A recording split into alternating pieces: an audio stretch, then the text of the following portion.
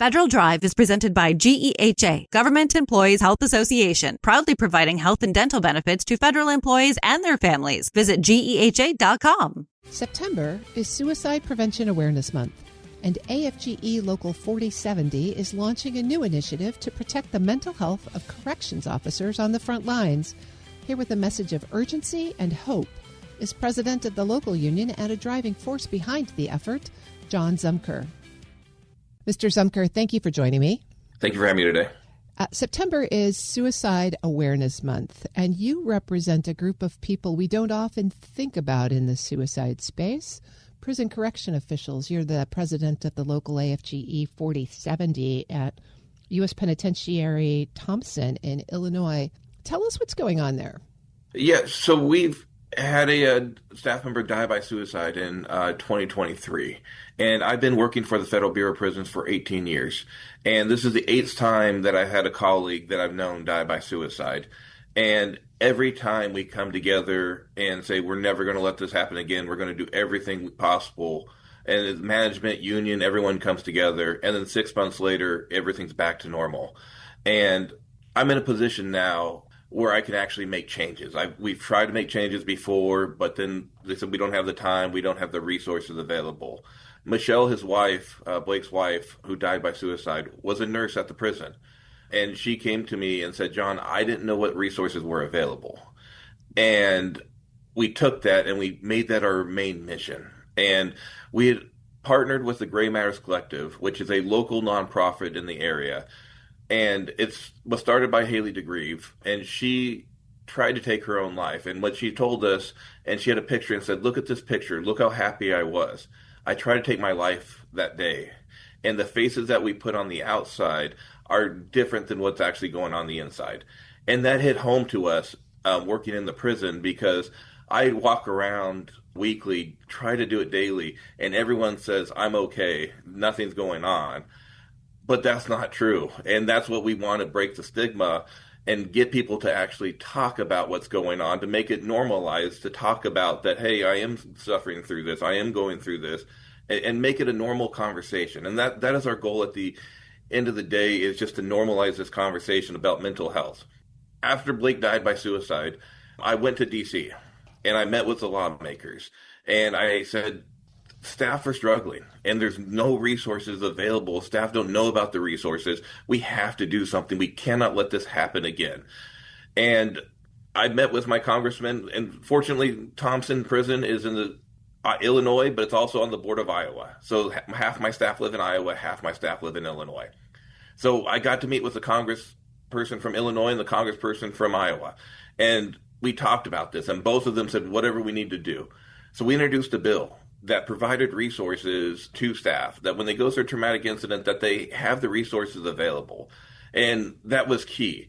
But then the also part is working with the Gray Matters Collective, which is a local community group, to get resources available for the officers. And so we brought Haley to talk to my staff. We did last year. We had new leadership at the Thompson Prison. A joint event that myself and the warden did was a suicide awareness walk. And we brought in local resources. We brought in the National Fraternal Order Police, the Illinois State Fraternal Order Police, and different law enforcement groups to talk about their different struggles, but also let them know what resources are available. And we did that walk, and we raised $2,000 for the Gray Matters Collective last year.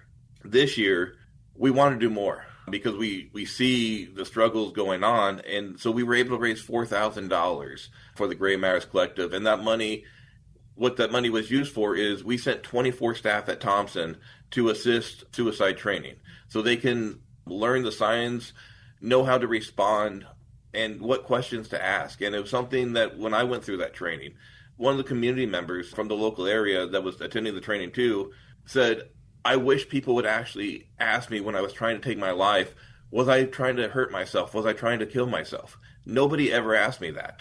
And I was shocked on that one because I would never ask somebody that. And that opened my eyes in learning different situations. And it was really great training. And that's what we're trying to do, is build an army of advocates at Thompson, because we can't rely on anyone else. We are the front lines, and we must take care of our own staff.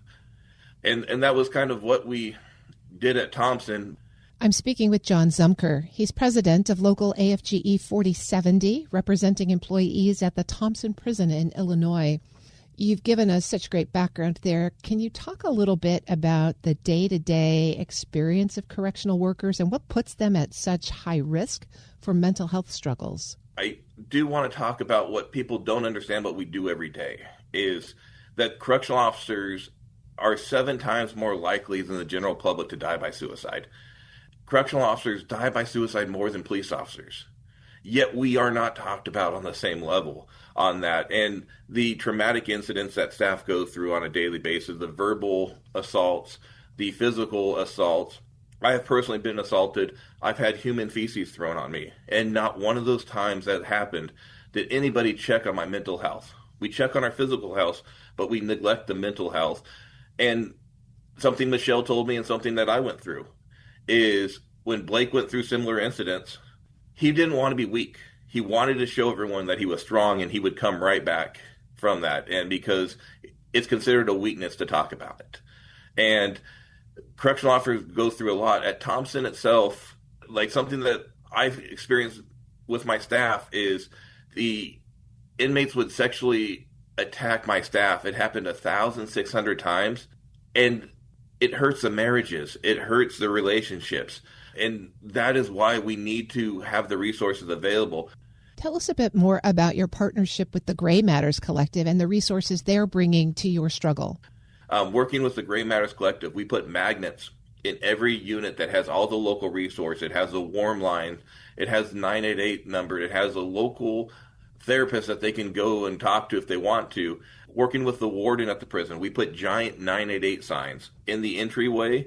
So when staff leave every day, they have to walk past, and we want that to be engraved in people's heads. So when they go through an incident, that they will know what resources are available. How are you looking to expand your work to other prisons and other groups so that there's broader awareness? It's a partnership. It's not something that we're doing alone. We have to build a coalition of mental health advocates, and it's not a union thing. It's not a management thing. It's an everyone thing, and that's what we've done at Thompson. And the good news about this is we've had 5 other prisons, and the management of those prisons reached out and said, hey, we like what you're doing there. We want to do the same thing here. And we are working with them to show that what we're doing at Thompson, and they're starting to do that at their prison too. So it's also spreading. But what we want people to know is that we shouldn't have to learn about suicide from suicide itself. And that is what we do in the Federal Bureau of Prisons is we're very reactive and we're not proactive. What is the Bureau of Prisons itself saying about your initiatives? I actually got to meet the new director of the Federal Bureau of Prisons when he took office. I flew to D.C., and I wanted to have a conversation with him. And we share the same values. One of his top priorities was the mental health of the staff. And we talked about that and, how we must, have awareness and take care of the staff. And when staff go through traumatic incidents, they must get the resources available. So we do share the same values on that. And I'm hopeful that we can expand on that. So, Mr. Zumker, you've told such an amazing story here. What do you want anyone who's in a high-stress public role to know about the importance of seeking help, when they need to let people know, and kind of how this initiative can help them, but also scale? Yeah, I want people to know it's okay not to be okay. It's okay to ask for help. And that is what we're telling our staff at Thompson, and that's what we're trying to get the public message. We're trying to break the stigma. We're trying to get this information out because, again, it's not isolated to Thompson. It's not isolated to the Federal Bureau of Prisons. It's first responders, all deal, with similar stress on this. But that's where we have to work with Congress, and we have to break the stigma on that. And what we did on this is, Miller Meeks out of Iowa, she went to the floor and talked about this issue. She talked about corrections and the traumatic incidents that they face. Our other congressman, Sorensen from Illinois, he talked about the same thing and talked about the stress that they go through on a daily basis. And then he put a post yesterday saying that correctional officers die by suicide 7 times more likely than the general public. That is what we need, is awareness of this issue. That's what we need people talking about then, and we're grateful for their support. And we just have to keep communicating. We have to get this information out. And once we get this information out, I think the public will become more aware and we can garner more support for this issue. And that is what we're trying to do, is just build that army of mental health advocates, let people know that this is a real problem, that we should be giving resources as we're doing to other issues that are just as big. But again, I just don't think the public knows about this, and this is what we're trying to do. And that is why we're partnering with the Gray Matters Collective, with the Fraternal Order of Police. We're working together and building a coalition. This isn't about anyone. This is about a coalition to get this information out. I've been speaking with John Zumker. He's president of AFGE Local 4070, representing employees at the Thompson Prison in Illinois. Mr. Zumker, thanks for joining me. Thanks for this really important work. Thank you. Have a good day. We'll post this interview at federalnewsnetwork.com/Federal Drive. Subscribe to the Federal Drive wherever you get your podcasts.